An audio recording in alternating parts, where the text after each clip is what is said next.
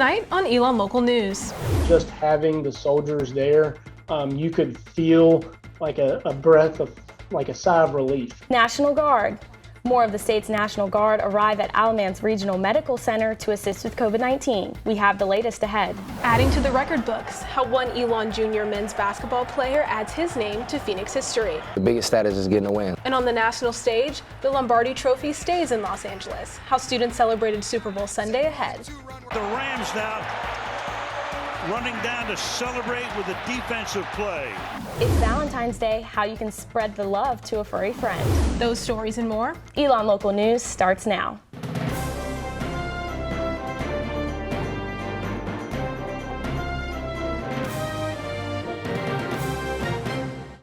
Five additional members of the North Carolina National Guard arrived at Alamance Regional Medical Center today to assist patients with the COVID-19.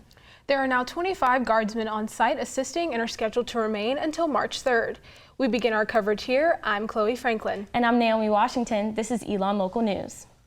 Cone Health filed an application in early January when infections and staffing shortages saw significant spikes, but it wasn't until February 10th when help arrived.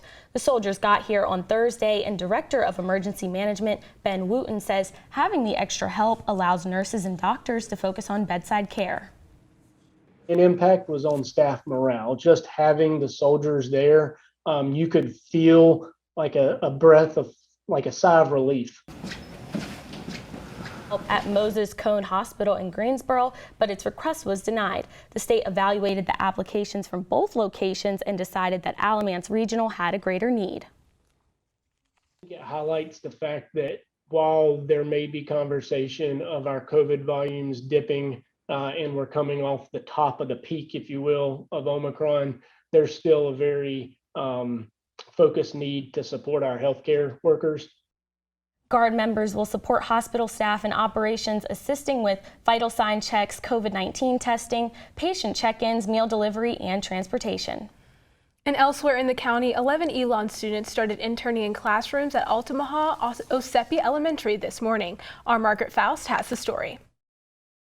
Elon Jr. Kylie Clancy got to Altamaha Ossipee Elementary, also known as AO, at 8 a.m. this morning. I'm really enjoying it. I'm learning so much already. All the kids are up and moving and in groups and pairs. Although student teaching is required for her major, it doesn't feel like a chore. I'm not doing this for myself. I'm doing it for the kids so I can help them learn and grow. Granted, it does feedback on me, joy and stuff, but I'm doing the kids are the best part. Clancy spent the morning in Kimberly Murray's first grade classroom. Murray has had Elon interns before and says they each bring a new perspective. But it's also good to have, more ideas, another set of eyes to see, okay, I see this kid needs help with this. This is what we've learned about that can help. So, maybe we can try this. Plus, the students love them. I've got to train them not to get up, and they all want to run up and hug as soon as, someone comes in and run up and hug whenever they leave. So we got to, work on that. The U.S. Department of Education says there's a teacher shortage in elementary schools across the country. Murray says that her school is facing similar issues and hopes that the student teachers will have a positive experience in her classroom and feel motivated to fill those empty positions when they graduate. And just realize that it's all for the kids, is trying to get these kids where they need to be. That's the purpose of our job, is to teach the kids. And so hopefully everyone new will kind of see that. Clancy says she can't wait to go back on Wednesday. She'll be in Murray's classroom a few days a week for the rest of the semester. Margaret Faust, Elon Local News. After Elon, Clancy says she hopes to teach first grade students closer to her home in Boston. And here at Elon tonight is the first day of the spring's formal fraternity recruitment process. Potential new members are scheduled to get to know all 8 Elon fraternities by visiting the houses tomorrow and Wednesday night. Assistant Dean of Student Development Janice Bogman says the numbers compare well to last year, with nearly 200 students registered to rush. Hunter McIntosh, a junior on the men's basketball team, spoke with our Caitlin Rundle about how he and the team continue to take a stance against racism and how they try to make an impact outside of the game. Over my last 4 years here, I've seen policies and changes to the curriculum take place to improve the culture on campus in general. But obviously, as a white person, I don't really see those impacts on campus. Have you, over your past 3 years, seen these policies, seen these changes impact the culture on campus in any way, shape, or form? I would say, at least kind of policy-wise, especially, obviously last summer, there was a lot of, events that, within America, kind of opened some eyes. So I felt like, personally, kind of Elon's response to it, I felt like they kind of got ahead of it. I mean, day to day, I would say maybe not as much as has changed per se, but I do feel like, at least at Elon, like I feel comfortable, being able to, express, my feelings, my thoughts. Is there anything that you would like to see change specifically at Elon? I feel like, there's, tons of different groups, tons of different, communities, whether fraternities, sororities, or, kind of on-campus, groups or clubs. I would probably like to see, a lot more kind of mixing of those. Like, I feel like, every, group or something has something to offer. I feel like just kind of as people, we have a lot more similarities than differences. So I think just kind of mixing of those groups, sometimes it happens naturally, but, sometimes you kind of need to have, spaces and stuff where different types of groups and communities can come together. Can you talk about just a little bit about the team and your message as a team? We kind of, feel like, we have a voice. People kind of gravitate towards our team and want to watch us compete. But we also know like it's bigger than basketball. Like life is bigger than basketball. I think the onus is kind of on at least us as players and students to kind of continue that message. I think the kind of responsibility kind of weighs on us a little more. But I kind of don't see it as a problem. Like I think that we are the ones who are kind of pushing the narrative forward, and I kind of feel like it's important that the ball should be in our court. For an extended version of this interview, you can go to our website, elonnewsnetwork.com, as well as pick up a copy of the Black History Month special edition of The Pendulum this week. We just saw Hunter McIntosh off the court, but tomorrow we are set to see him on the court once again because he will be honored for breaking 1,000 career points as a Phoenix. Before tip-off against Hofstra University tomorrow, McIntosh will be announced as the 46th men's basketball player to achieve this record, doing so at James Madison University this past Thursday. After the game, head coach Mike Schrage said that McIntosh was one of the first players to commit to the team when Schrage started here and has been up and coming ever since. I'm not surprised he scored 1,000 points in his career. He's been all-conference guy's first 2 years. He's got a chance to do that again. And, I'll roll with that guy any day of the week. He's a winner, both on and off the court. Everything translates with him. He's on point all the time with everything he does. And been really lucky to take over a program, so to speak, and for him to be the point guard walking through the door. McIntosh broke the record while the team trailed, but didn't immediately celebrate when he made the basket. He says the record wasn't the only thing on his mind when he played against the Dukes, but once his team secured the win, he felt the success. I wouldn't say it was necessarily one of the goals of mine coming into college, but it's a great achievement. But I got to give credit to the the numerous teammates I've had over these past 3 years. I couldn't have done it by myself. I try not to focus too much on the stats. The biggest stat is just getting a win. So I'm glad we got that today. McIntosh has scored 328 points this season and will have a chance to increase that tomorrow when the Phoenix play Hofstra University in Schar Center. Tip-off is set for 7 p.m. The Los Angeles Rams won Super Bowl 56 in the game's final minutes, beating the Cincinnati Bengals 23-20. Rams quarterback Matthew Stafford passed the NFL Offensive Player of the Year and Super Bowl MVP Cooper Kupp for his third touchdown pass of the game to take the lead under the 2-minute warning. This is the Rams' second franchise Super Bowl win after defeating the Tennessee Titans in 1999.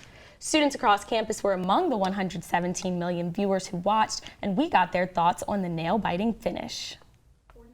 I kind of root for the underdog. I know the Rams weren't supposed to win coming in the season, but just pulling for the Bengals was what I was going for at least. I thought it was really exciting. It was good for the Rams to win. It was a pretty good game. With when Joey Burrow had that last drive, I thought this is the time for him to shine. I thought that's the moment that he wanted to be in, but I guess they just couldn't convert.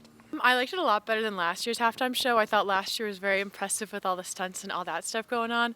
But I just thought it was kind of uniting because everyone I was watching it with knew the songs. We were kind of singing along. It was fun to watch. It was cool to see all 5 or 6 of them kind of come together and make a pretty cool performance.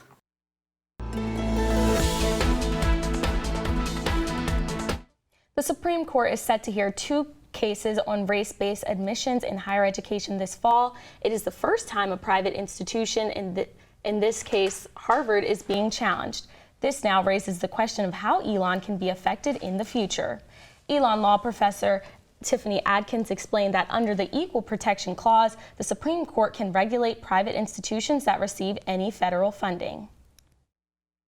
There is such power and diversity in our classroom, recognizing that diverse perspectives enrich everyone's lives, everyone's understanding of whatever they're learning and studying. The Supreme Court precedent establishes that, and I hope that the Supreme Court will issue the right decision. Vice President of Enrollment Greg Zeiser and Assistant Diversity Director of Admissions Kimberly Romero said in a statement to ENN that race is one of many factors considered in Elon's admissions process, but wrote that, quote, demonstrated ability to be successful in the Elon classroom is prioritized. Tour guide Kennedy Boston says she didn't think about inclusion in higher education until it was time to apply to colleges. You don't know how much affirmative action played a role in your acceptance to a university. Like, it was something that I had to think about when I was applying to colleges myself, that like, I don't know if I was an affirmative action accept or if I was just accepted. And like, not that that's a bad thing that if I was accepted through that, but like, it's just hard and weird. The High Court is expected to begin hearings on this issue in October. For more on this story, visit our website, elonnewsnetwork.com, and pick up a copy of this week's Pendulum. Members of Burlington's Black community expressed the need for more spaces for civic engagement, meetings with personal agendas, and a place to express their voices. Lifelong Burlington resident who is currently running for Alamance Board of Education, Seneca Rogers, says he has spoken with residents who have these concerns. You have these parents who might not be able to show up to a board meeting or show up to an actual meeting at the school. It just seems like nobody cares because we're not the ones loud and yelling at the school board meeting. The goal is to also educate Black community members about politics in Alamance County, one thing Drema Caldwell wishes she had before running for Alamance County Commissioner last year. It's so heavy in Alamance. You need a space for Black joy because there's so much going on, so much trauma circulating that there has to be a place where you can have some Black joy. Rogers said that as the Black community continues to engage with each other about future meeting spaces, 2022 will also be a year that will seek voter engagement, racial justice, and promotion of Black businesses.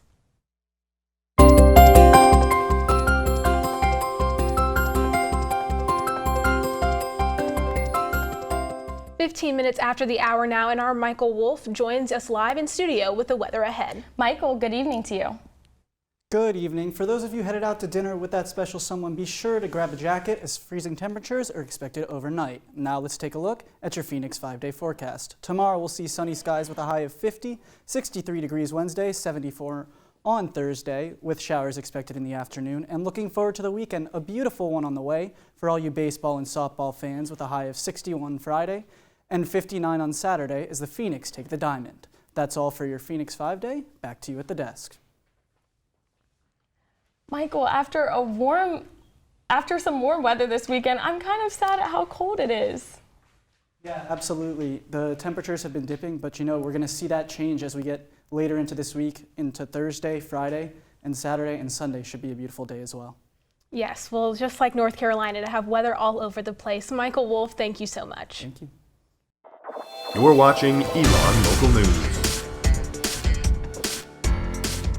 Vital Signs is set to host their 9th annual Make-A-Wish fundraising concert this Saturday in Whitley Auditorium, and their goal is $10,000. All 7 Elon a cappella groups and 2 from North Carolina State University are set to hit the stage.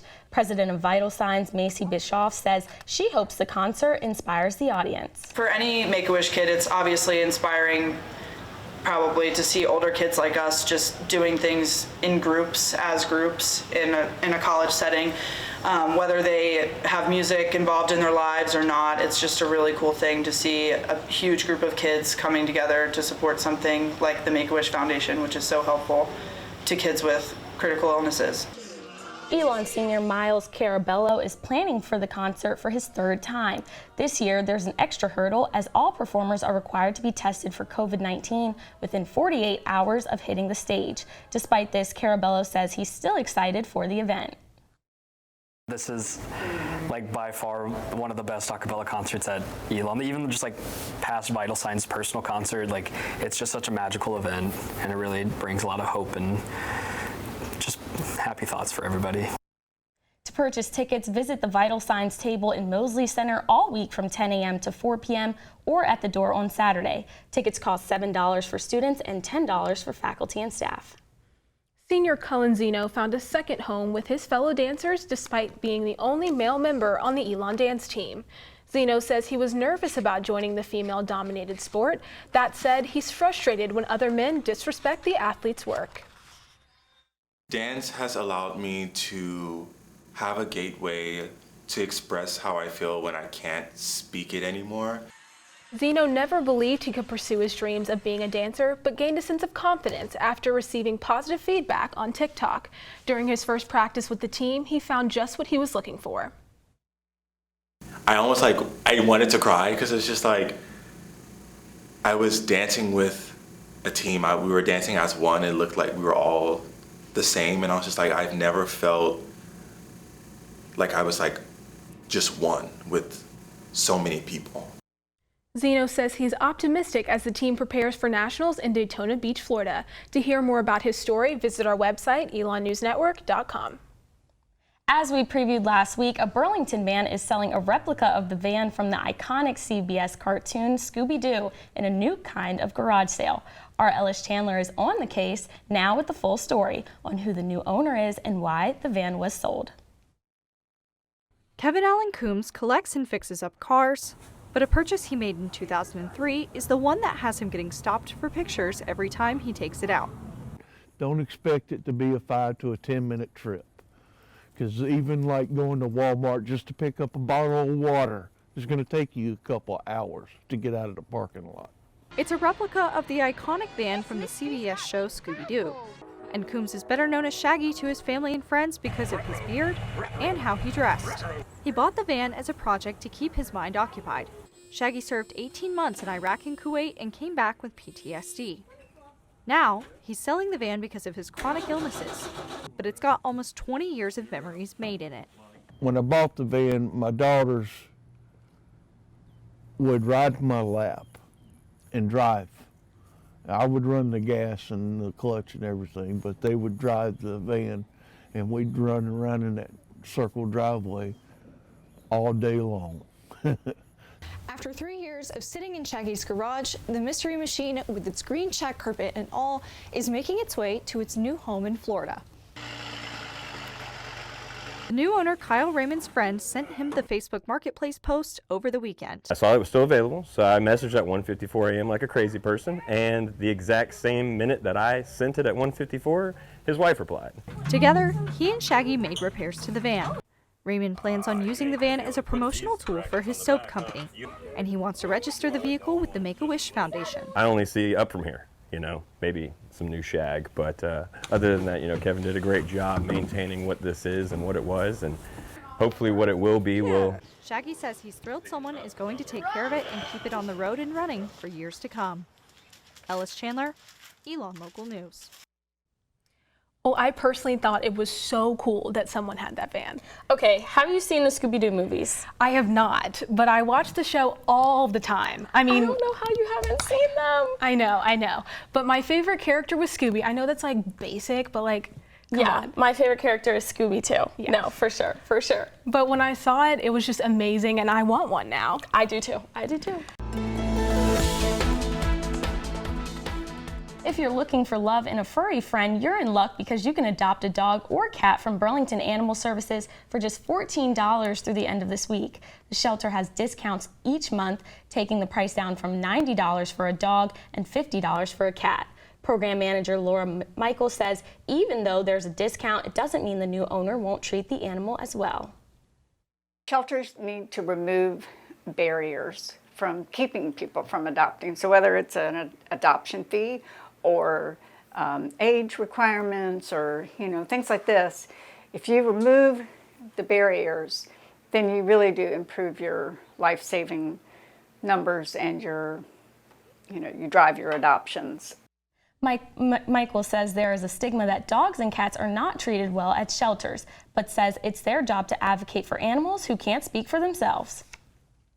Every once in a while, I still hear somebody say, "Oh, I don't want to don't take your pet to the shelter, they'll put it down," and I just cringe because that absolutely is not the truth here. It is not the truth. And, if people who are naysayers or, think that this is a bad place, then they need to come visit. If you're interested in adopting a dog or cat, visit Burlington Animal Services website at the bottom of your screen. Okay, this made me want a dog even more than I did before. I know, I wanted one as a kid. It did not happen, so I think we should go get one. Yeah, I think we should after. And it's Valentine's Day today, and we're gonna be eating candy after this, probably all night. We've got so much, as you can see. We have so much candy out here to choose from. I love it, but Valentine's Day spending is expected to reach over $20 billion this year, according to the National Retail Foundation, and a lot of that money is expected to be spent on sweets. Over half of Americans consider candy to be an essential Valentine's gift, but they're divided on which kind is their favorite. CandyStore.com says North Carolina's preferred candy is a classic heart-shaped box of chocolates, which is the favorite in 17 states. Other favorites included Conversation Hearts and Valentine's themed M&Ms. The least popular picks this year are chocolate roses and candy necklaces. Well, that's all the news we have for you this evening. Thanks so much for joining us. For all the news you need to know we're not on the air, visit our website, elonnewsnetwork.com. And be sure to follow along with us on social media at Elon News Network. We'll see you back here Thursday at 10 a.m. Eastern Time for another edition of ELN Morning. Have a great weekend, Elon.